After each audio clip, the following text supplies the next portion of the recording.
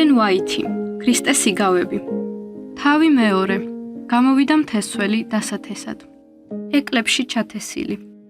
ხოლო ეკლებში დათესილი ის არის, ვინც სიტყვას ისმენს, მაგრამ სოფლის საზრუნავი და სიმდიდრის საცდური აჩანაგებენ სიტყვას და იგი უნაყოფო შეიქნება. ჭეშმარიტების თესლი ხშირად ვარდება ეკლებსა და სარეველა მცენარეებში და თუ ადამიანის გულში ზნეობრივი ცვლილებები არ ხდება, თუ კი მას ადრინდელი მანკიერი თვისებები და ცოდვილი ცხოვრება არ მიუტოვებია, თუ კი მასში კვლავინდებურად სატანის სულის უფევს, მასში კეთილი საწყისები მოიშთობა და ასეთი ადამიანი მოსავლად მხოლოდ ეკალს მოიმკის. მადლს მხოლოდ იმ გულში შეუძლია ზრდა, რომელიც ჭეშმარიტების ძვირფასი თესლის მისაღებად მუდმივ მზადებაშია. ცოდვის ეკლები ყოველგვარ მიწაზე ადვილად იზრდება. მათ მოვლა არ სჭირდება. მადლს კი მუდმივი ზრუნვა ესაჭიროება. ეკლიან მცენარეებს ნებისმიერ ნიადაგზე და ნებისმიერ დროს შეუძლიათ აღმოცენება და მათ აღმოსაფხროლად დაუზოგავი და მუდმივი შრომაა საჭირო. თუ კი ადამიანის გული უფლის მუდმივი ყურადღების ქვეშ არ არის, თუ კი ღვთისწმინდა სული თავისი მუდმივი მსახურებით არ ანახლებს და აკეთილშობილებს ადამიანის ხასიათს, ადრე თუ გვიან მასში აუცილებლად იჩენს თავს ძველი ნაკლი და მანკიერებანი. ადამიანს შეუძლია სიხარულით ისაუბროს თავის რწმენაზე, მაგრამ თუ მასში სახარების ნათელი არ არის, მის სიტყვებს არავითარი მნიშვნელობა არ აქვს. თუ კი მან რეალურად არ გაიმარჯვა ცოდვაზე, მაშინ ცოდვა დაამარცხებს მას. მოჭრილი ეკლები, რომელთა ფესვებიც ამოძირფული არ არის, ისე მალე იზრდება, რომ შესაძლოა მალე მთელი დედამიწა დაფაროს. ქრისტე ნათლად და გასაგებად გვაფრთხილებს თუ რა ხიფათიელის ადამიანის სულს. მარკოზი წერდა, რომ მაცხოვარი ხშირად ამხელდა ამ ქვეყნიურ საქმეებზე ზრუნვით, სიმდიდრითა და სხვა ვნებებით ადამიანის ცნუნების მოსალოდნელ საშიშროებას. ყოველივე ეს აშთობს ღვთის სიტყვას, აღმოცენებულ სულიერ თესლს. სულს აღარ სურს ქრისტეს საკვების მიღება და სულიერებად სტოვებს მას. სოფლის საზრუნავი. არავინაა დაზღვეული ამგვარი ცდუნებისაგან.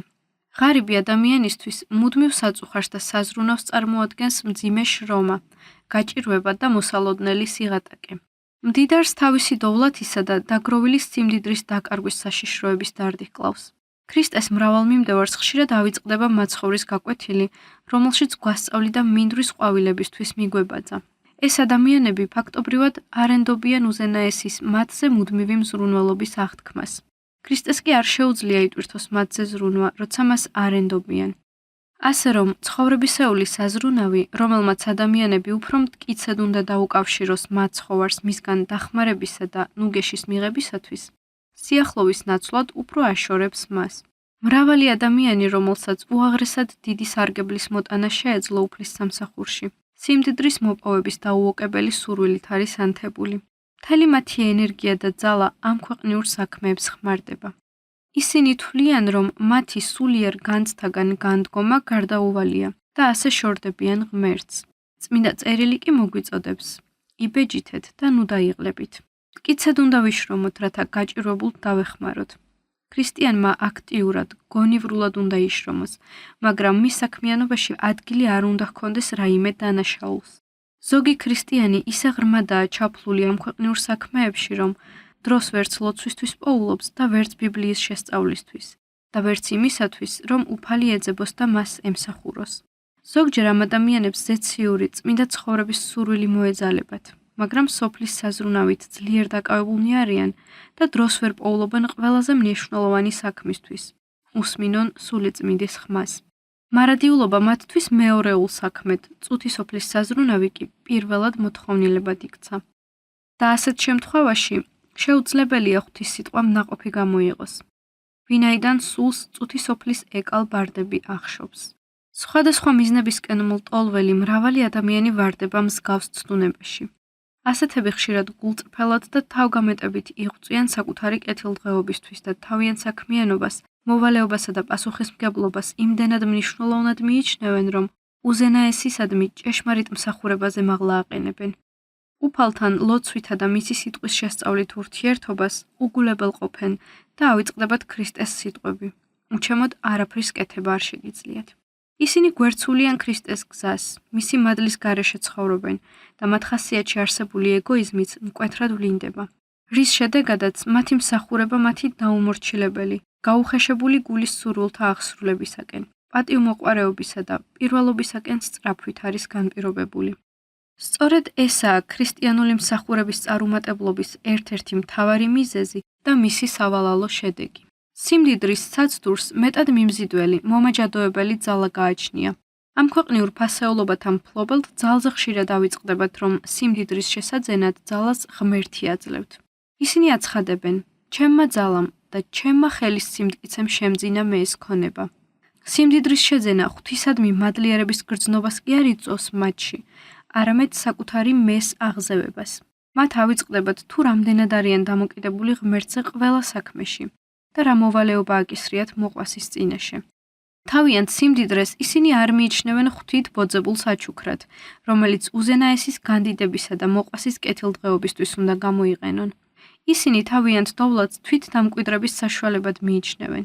სიმდიდრისადმი ამგვარი დამოკიდებულება ადამიანს ღვთიურთვისებებს ვერ შესძენს, არამედ პირიქით, მასში სატანის ხასიათს ამკვიდრებს. ამგვარად ღვთის სიტყვის თესლს ამ შემთხვევაშიც ეკალ ბარდები აშთობს. ადამიანებისათვის უდიდეს საშიშროებას წარმოადგენს ამქვეყნიური სიამტკბილობანი და განცხრომანი, რითაც ისინი საკუთარ ვნებებს იკმაყოფილებენ. ყოველი მანკიერი ჩვევა, რომელიც ადამიანის ფიზიკურ ძალებს ანადგურებს, გონებას უბნელებს და სულიერ ჭეშმარიტებათა აღქმაში ხელს უშლის, ეს არის ხორციელი გულის თქმანი, რომლებიც სულის წინააღმდეგ იბრძვიან. დამღუპველ ვნებად შეიძლება იქცეს ადამიანთა სხვა საქმეებიც, რომლებიც თავისთავად დანაშაულებრივი როდია, მაგრამ არანაკლებ სახიფათოა, როცა მათ პირველ ადგილს უთმობენ და ღვთის სასუფეველზე მაღლა აყენებენ. ყველაფერი, რაც ადამიანის გონებასა და გრძნობებს ღვთისაგან აშორებს, დამღუპველია მისი სულისთვის. როდესაც გონება ჯერ კიდევ ჯანსაღი და ახალგაზრდაა და აქტიურად და სწრაფად ვითარდება, მის პატრონს უჩნდება მაცდური სურვილი, მთელი თავისი ყურადღება საკუთარი მეს განვითარებასა და ზრდაზე გადაიტანოს და საკუთარ თავს ემსახუროს. და თუ კი ამ დროს მისი ამქვეყნიური საქმიანობა წარმატებულია, შესაძლოა სინდისის ხმა მისთვის იმდენად დახშული აღმოჩნდეს, რომ ვეღარ შეაფასოს თუ რა არის ჭეშმარიტად კეთილშობილი თვისებები. ძალზე ხშირად თვით ცხოვრებისეული ვითარება უწყობს ხელს ადამიანის იმ გზით განვითარებას, რომელიც დაგმობილია ღვთის სიტყვის მიერ. უდიდესი პასუხისმგებლობა აწევთ მშობლებს მათი შვილების ხასიათის ჩამოყალიბების პერიოდში. მათ უდიდესი ძალის ხმევა სჭირდებათ ამ დროს, რომ ახალგაზრდებს შეუქმნან პირობები და გარემო, რომელიც მათზე დადებით ზეგავლენას მოახდენს და ცხოვრებასა და ცხოვრებისეულ წარმატებებზე ჭეშმარიტ წარმოდგენასა და თვალსაზრისს შეუქმნის. მაგრამ სამწუხაროდ, რა დიდია წუთი სოფელში იმ მშობელთა რიცხვი, რომელთაც ამ ამოცანის აღსრულებად შვილების მატერიალური უზრუნველყოფა მიაჩნიათ და გულმოდგინედ ზრუნავენ მათი კეთილდღეობისთვის ამ ცოდვილ წუთი სოფელში. ისინი თავიანთ ნაცნობობასა და საზოგადოებრივ კავშირებს სწორედ ამ მიზნის განსახორციელებლად იყენებენ. მრავალი მშობელი საცხოვრებლად დიდ ქალაქებს ირჩევს, რათა შვილები მაღალი საზოგადოების გარემოცვაში გაზარდოს, რითაც მათში ელიტარული პატივმოყვარეობისა და სიამაყის განვითარებას უწყობს ხელს. ასეთ გარემოცვაში არ ხდება ადამიანის სულისა და გონების ცოცხალი განვითარება და იკარგება კეთილშობილური მიზნები. ამ ქვეყნიური სიმდიდრის მოხვეჭის მცდელობისას მარადიული სასუფეველის მემკვიდრედ ავიწყდებათ ის უპირატესობანი, რომელიც მათ მიეცათ როგორც ღვთის შვილებს. ბევრი მშობელი ბედნიერების მინიჭების მიზნით შვილებს სხვადასხვა გართობებისადმი სიყვარულს უნერგავს. ისინი იწონებენ მათ სპორტულ გატაცებებს, სხვადასხვა საზეიმო და გასართობ საღამოებს და შეკრებებზე წასვლის ნებას რთავენ. აძლევენ სახარჯო ფულს თავიანთ სურვილთა დასაკმაყოფილებლად, რითაც შვილები თავს იწონებენ საზოგადოებაში. მაგრამ რაც უფრო მეტად უწყობენ ხელს ვნებათა დაკმაყოფილებაში, მით უფრო უძლიერებენ ამ ვნებებისკენ ლტოლვას. ახალგაზრდების ცხოვრების ერთადერთი ინტერესი გართობა და დროის ტარება ხდება. დროთა განმავლობაში კი იგი მათი ცხოვრების ერთადერთ მიზნად იქცევა, რის შედეგადაც ადამიანი თავისი სურვილების, უსაქმურობისა და სიზარმაცის მონახდება და საეჭვოა, რომ იგი ოდესმე გონიერი, ჭეშმარიტი ქრისტიანი გახდეს. სამწუხაროდ თვით ეკლესიაც კი, რომელიც ჭეშმარიტების საფუძველი და სვეტი უნდა იყოს, ხშირად აღძრავს ადამიანებში სიამოვნებისადმი ეგოისტურ სიყვარულს. რა მეთოდით აგროვებენ ხშირად ეკლესიები შესაწირავს რელიგიური საჭიროებისათვის? ისინი აწყობენ საქველმოქმედო ბაზრობებს, ვახშმობებს, ლატარიასაც კი და მრავალ სხვა მსგავს გასართობ ღონისძიებებს. ძალიან ხშირად ღვთისმსახურებებისათვის განკუთვნილი წმინდა ადგილები ღრეობებით, სავაჭრო საქმიანობითა და სხვადასხვაგვარი გასართობებით უწმინდურდება, რის შედეგადაც კატასტროფული სისწრაფით ეკარგება ახალგაზრდებს ღვთის ტაძრის მიმართ პატივისცემა და ღვთისმსახურებისადმი მოწიწება. ირღვევა თავშეკავების ბარიერი. მთელი ძალით იჩენს თავს ეგოიზმი, საკუთარი მადის დაკმაყოფილებისკენ სწრაფვა და თავის გამოჩენის სურვილი. დახასიათის ეს თვისებები ახალგაზრდებში უდიდესი სისწრაფით იზრდება და ძლიერდება, ვინაიდან მათ არავინ ზღუდავს. დროის ტარებისა და მრავალსახოვანი გართობებისადმი ლტოლვა განსაკუთრებით და უფრო ძლიერად დიდ ქალაქებში იჩენს თავს. ბევრი მშობელი შვილებისათვის უკეთესი ცხოვრების შექმნის მიზნით მათთვის საცხოვრებელ ადგილად ქალაქს ირჩევს. ხშირად ისინი იმედგაცრუებული რჩებიან და თუმცა გვიან, მაგრამ ძალიან ნანობენ ჩადენილ შეცდომას. თანამედროვე ქალაქები სულ უფრო და უფრო ემსგავსებიან სოდომსა და გომორას. სადღესასწაულო და უქმე დღეების მრავალრიცხოვნება დიდად უწყობს ხელს უსაქმურობისა და უზრუნველობის დამკვიდრებასა და განვითარებას. ადამიანის სულის აღმგზნები გართობები, თეატრები, საცხენოსნო სანახაობები, აზარტული თამაშები, სასმელი და დროის ტარება ძლიერ ემოციურ დაძაბულობას მოითხოვს. ახალგაზრდებს დიდად იტაცებს ეს საერთო დინება. და ის, ვინც ამგვარ გართობებს ეჩვევა და საკუთარი ცხოვრების წესად იხდის, ფართოდ უხსნის კარს ცდუნებათა ნიაღვარს. ახალგაზრდები დაუფიქრებლად მიჰყვებიან ამ საზოგადოდ მიღებული დროის ტარებისა და მრავალფეროვანი გართობების ძლიერ ნაკადს. და ამგვარ სიამოვნებათა მოყვარულებთან ერთად გონების დამბინდველ ვნებათა ღელვას ეძლევიან. მათი რელიგიური სული ქრება, მათში ანთებული რელიგიური ცეცხლი ნელდება და მათი სულიერი ცხოვრება თანდათან წყუდიათში იძირება. ადამიანის სულის ყოველი კეთილშობილური თვისება, სულიერ სამყაროსთან მისი ყოველგვარი კავშირი მცირდება და ქრება. მართალია ზოგჯერ ისაც ხდება ხოლმე, რომ ზოგიერთი მათგანი დაფიქრდება თავის უგუნურ ცხოვრებაზე, შეიგნებს თავის სავალალო მდგომარეობას და მოინანიებს და უფალიც მიუტევებს. მაგრამ მათ ისეთი ღრმა ჭრილობა მიაყენეს საკუთარ სულს, რომ სიცოცხლის ბოლომდე გაყვებათ დაცემის საშიშროება. რადგან მათში შესუსტებულია ბოროტის სიკეთისაგან გარჩევის უნარი, რასაც გაფრთხილება და განმტკიცება სჭირდება.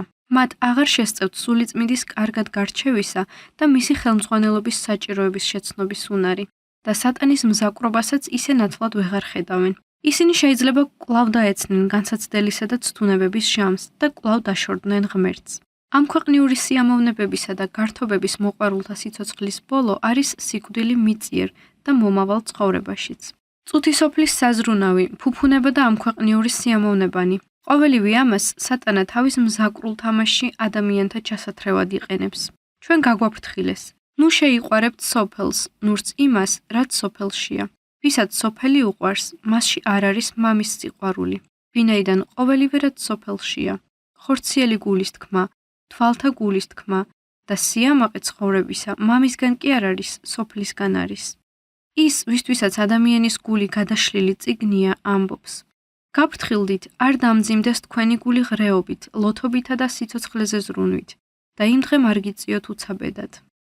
სულიწმიდით შთაგონებულმა პავლე მოციქულმა კი დაგვიწერა: ხოლო გამდიდრების მსურველნი ცვივიან განსაცდელსა და მახეში, მრავალ ბრიყულ და მავნე გულის თქმაში, რომელნიც გასანადგურებლად და დასაღუპავად უბიძგებენ ადამიანს. ვინაიდან ყოველგვარი ბოროტის ფესვი ვერცხლის მოყარეობაა და ზოგიერთები, რომელნიც მან გაიტაცა, განშორდნენ რწმენას და თავიანთ თავს მრავალი ტკივილი მიაყენეს.